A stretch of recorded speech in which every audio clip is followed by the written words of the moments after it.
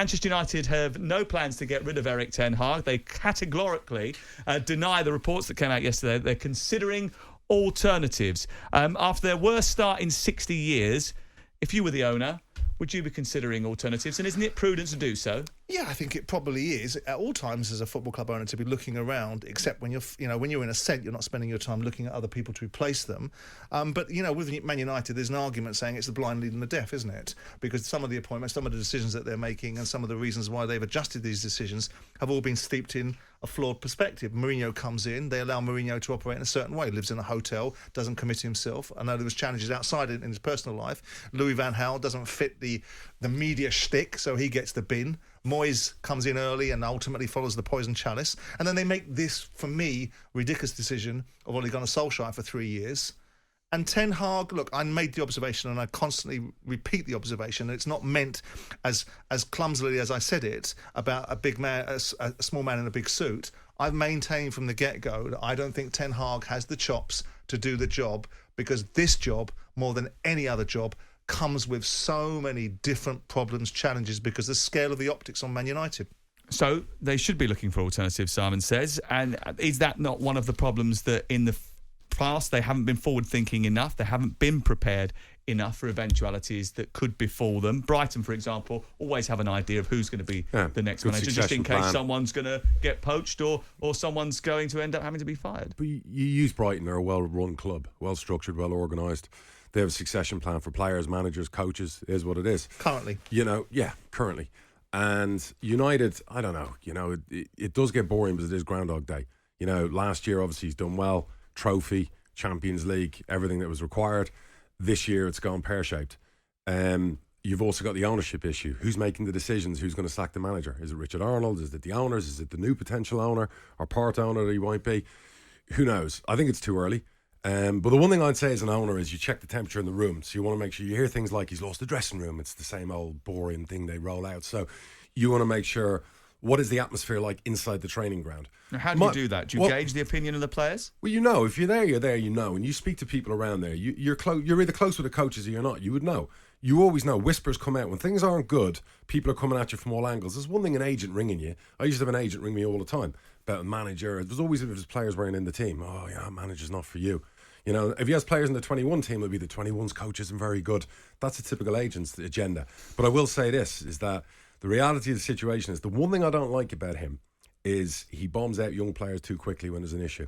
They fart downwind of him, it seems, to get back in. Ten Hag. I look at the Sancho situation. I look at the money he spent. I look at the support he's been given. I know the owners get a lot of flack, but I think he spent $400 million. Sancho had to get what he got. No. Because Sancho's got form. Yes, he got it. And he got what he deserved. But Simon, if you own a club, and it's been a while, but if you own a club and you spent that much money on a player and the manager completely bombs him out, and you're at that stage where you're not using that asset and the asset's depreciating, at what stage do you say to the manager, do me a favour, we know he's on the naughty step, we know he's problematic, but there's two equations, isn't it? And you know this better than everybody because you're a current club owner, obviously of a lesser sort of size and scale, but notwithstanding that, it's all relative. It's the first one. You've got a situation where who's your champion? Who's your champion? Of course. It's your manager. Of course. Right? And you know as well as I do, when we buy players, we don't like depreciating assets. We don't like to buy the player because inevitably the fella that we're buying them for is the guy that's bombing him. Correct. But somewhere along the line, you've got to take a view. Who are you backing? And it's never the players. If it's players as the owner, you're going to hell in a handcart real fast. But at what stage do you say to the manager, I need to see that skill from you now to get that player back to evolve and improve, and we're not seeing that. All we hear is he hasn't apologised. But then you could make the same argument. Okay, let's reverse this into a situation where it's proven to be absolutely spot on. Patrick Aubameyang. In the dressing room at Arsenal, an investment, a new contract, and huge cost implications to Arsenal, biggest contract given out, and they go with the manager, and the manager 100%. Changes the fortune. But So is there a difference in structure above the manager at Old Trafford than there was for Arteta? He had the support of the board, and that's what gave him the strength to be able to do that. And because of the infrastructure at Manchester United, is that impossible? He's got the support of the board. Hang on, he's got the support of Ten Hag because he's bombed Sancho. And we can make this argument about who's in front of you. There was an argument 18 months ago that Edo couldn't find his backside with both hands in a funnel. Now all of a sudden he's the second coming of directors of football, and Josh Kroenke and Stan Kroenke were absentee landlords and weren't invested. Whatever argument you want to make for someone's failings, you can make a reason for it. The failings right now are not about bombing young players. About Ten Hag doesn't have the attention of the players for whatever reason, and that's the end of the discussion. And it's bland. Yeah, and it's bland. And it's vanilla. The product's not good. You know, at the end of the day, if United at the moment were losing games, but they were losing games 3-2, 4-3, 5-4, whatever, you'd be saying, I can see what he's trying to do. There's problems. Yeah. We have issues, but it's bland. You watch him against Newcastle the other night. That looked like a team the manager had lost. So if you were in charge of Manchester United what would you be doing? I'd be sitting with the manager and saying, how far does this go? And where are we with players like Sancho? How do we get the best out of Anthony? You know, we've committed hundreds of millions of pounds to some of the players you wanted here. So where do we go from here? Are you going to ask me for another 200 million in January? And what difference will it make? If one of the players we sign in January falls out with you in February, is he on the shelf in the summer? Because as a football club, you can't keep writing off £80 million players. Aubameyang's one great example, but he was 33. Wasn't exactly an asset for the football club. You also know with Sancho, let's have it right, Sancho's been bought for 73 million. He's 2 years into a 5-year contract, so he's on their books at 35 million. They can get him out for 35 million quid. Sure. So they're going to get their dough back in a profit and loss, in a balance sheet perspective.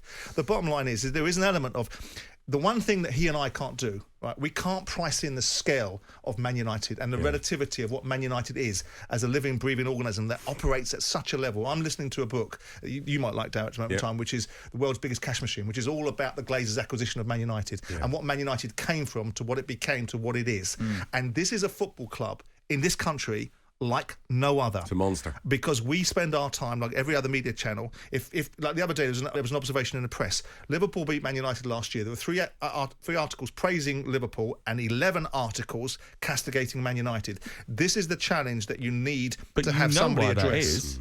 Because it's the biggest football club in the world. Yeah. Because more people will click on Manchester United stories, more people will tune in to watch Manchester United, listen to Manchester United than any other football club. And that makes it a unique job because no one is spending all their time dawn till dusk watching the decline of the Chelsea empire. People are spending all their time micro-analysing every nuance of Manchester United because it sells, but that's a scale, and that's the uniqueness of the job and the timing of taking a point. Mourinho was the right guy for the job at the wrong time because he had the profile, the presence. He was bigger than the dressing room. He just wasn't engaged. Yeah, I agree. Ten Hag yesterday, according to reports, said clear the air meetings with the squad. From your experience, do clear the air talks ever work? Is that not, in a sense, a sort of admission of failure that you weren't taking the temperature of the room in the first place? Yes and no. And yes, they do work. I mean, we've had situations where our players, I saw Sheffield United do similar yesterday. I think their squad got together. We've had scenarios where I've actually reached out to an agent of the captain and said, at any stage, is the captain going to bring all the players in on a Sunday and a day off and have a word? Because this can't go on. It's unacceptable. So when did the players start taking responsibility? And we can keep going on about Ten Hag and United and the owners and new owners and everything else. You've still got a product on the pitch of players earning 7, 8, 9, 10 and they've got to take year. responsibility for and it. at some stage, they have to. You watch them against Newcastle. McTominay, I like. And at least he came out and he had the minerals to say what he had to say. That's a captain as opposed to the current one. But at the end of the day, the players at some stage have to stand up and be counted. Regardless who the manager is, by the way. Something that Wayne Rooney said yesterday, wasn't it? You know, the players can do a lot more for him. Yeah, okay, but he's taken a job on the back of a guy that was 6th in the league, and Wayne Rooney comes in with a 27% win record and doesn't have the right to have the job in the first place. Besides, his name's Wayne Rooney, so he damn well would be saying the players can do a bit more for him. I wonder whether or not you think if Erik Ten Hag is doing himself any favours, does he possess the nimbleness to get himself out of a spot, either with results or sort of careful management of the situation and trying to sort of, handle the media a little bit differently as well? Because I suppose his body language and poker face help him in circumstances where he's winning games. Handle the media, win games and sod the media. Well, Jose Mourinho wouldn't do that. Jose Mourinho would throw in a little bomb just to change the direction of travel. Jose Mourinho would walk out of a room saying, respect. He'll do it because he wins. You can't compare them two managers, by the way. No, of course not. But you can compare the difference in impact. You've already done it. You've said that actually he was the right guy because he's bigger than the dressing room. Yeah. But his facets were multitude. They weren't just managing the dressing room. He could manage the media, manipulate it. You know how many eyeballs are on it. He needs to be able to do that as well, doesn't he? True. But the challenge is, more importantly, is to win games on the football field so you don't have to answer some stupid questions from the media, who most of the time don't know what they're talking about and are looking for click and are looking for something that enables them to sell newspapers rather than look at the nuance and the context of what the fella's saying. Talking of which, we're going to do your column a little bit later on, aren't we? We're going to discuss that. Jim White and Simon Jordan.